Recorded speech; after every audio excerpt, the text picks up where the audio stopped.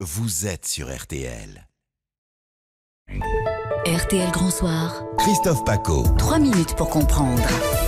On va revenir ce soir sur la décision du Conseil constitutionnel de censurer l'interdiction administrative de manifester, considérée comme la mesure phare du texte de loi anti-casseurs. L'Élysée a pris acte de cette décision. Avec nous ce soir, Maître Avi Bitton, vous êtes avocat pénaliste et vous êtes avec nous. Vous êtes contacté régulièrement, on peut le dire, par les Gilets jaunes pour les défendre depuis un petit moment.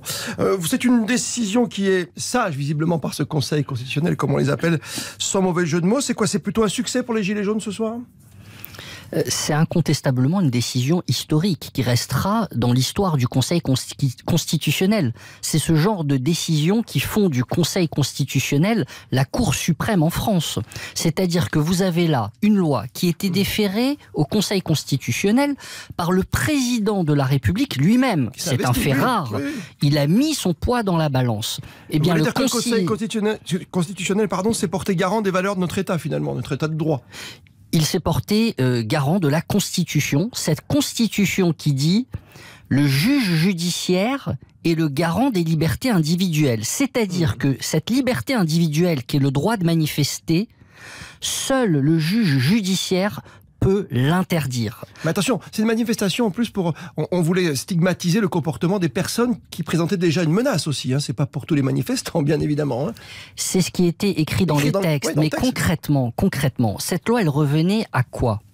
Elle revenait à donner le pouvoir au préfet, c'est-à-dire un fonctionnaire qui agit sous les ordres du gouvernement, à donner un pouvoir au préfet de choisir qui pouvait manifester et qui ne pouvait pas manifester. Trop de pouvoir au préfet pour vous? Trop de pouvoir au préfet et donc au gouvernement. Concrètement, ça permettait au gouvernement, le jour où il y a une manifestation d'opposants, par exemple de Gilets jaunes, ça permettait au gouvernement de passer l'instruction à tous les préfets, vous interdisez le maximum de personnes de manifester. Voilà. Et puis, le jour suivant, s'il y a une manifestation, par exemple de foulard rouge, favorable au gouvernement, eh bien là, tout d'un coup, on va il y aurait faire, eu... D'accord, voilà. J'ai compris. Vous avez compris. On choisit ses manifestants. C'est un réel camouflet pour l'exécutif. Vous l'avez dit, le président Macron avait pris les choses en main quand même. C'est clair que cette décision, je le redis, restera dans l'histoire. Aujourd'hui, on sait une chose, c'est que seul un tribunal composé de magistrats indépendants qui ne reçoivent pas d'ordre du gouvernement, seul un tribunal peut interdire à un citoyen de manifester, et c'est très bien comme ça. Maître Bitton, vous n'avez pas l'impression non plus que c'est une sorte de permis, de licence donné par le Conseil constitutionnel, donné par les sages, permis de casser qu'on délivre aux extrémistes qui viennent polluer ce mouvement des Gilets jaunes depuis un petit moment avant l'acte 21 qui arrive samedi? Pas du tout. Depuis le début du mouvement des Gilets jaunes, les tribunaux ont prononcé plusieurs condamnations contre des manifestants violents, des casseurs, plusieurs interdictions de manifester. Eh bien, ces gens-là, aujourd'hui, ne peuvent pas manifester. Oui, je comprends ce que vous voulez dire. Heureusement qu'on garde peut-être aussi le fait de pouvoir faire de la fouille dans les sacs et de dissimuler aussi, on sait que c'est condamnable maintenant de dissimuler son visage. Heureusement qu'il reste ça ou pas, maître?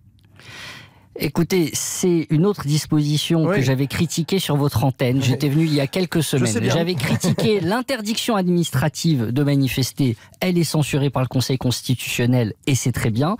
J'avais critiqué également cette interdiction de dissimuler le visage qui va conduire à des abus. Vous le verrez. Imaginez que vous êtes dans une manifestation, vous n'êtes pas armé, vous n'êtes pas violent. Il y a des gaz lacrymogènes. Il y a des projectiles. Vous enfilez votre casque ou vous mettez un foulard sur votre visage pour vous protéger, parce que vous voulez continuer à manifester pacifiquement, sans être gazé, sans recevoir de projectiles.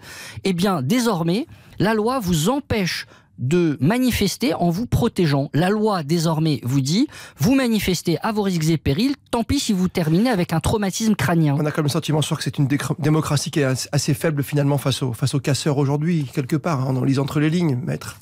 Moi, je dirais plutôt que ce sont les manifestants qui sont faibles aujourd'hui face au gouvernement.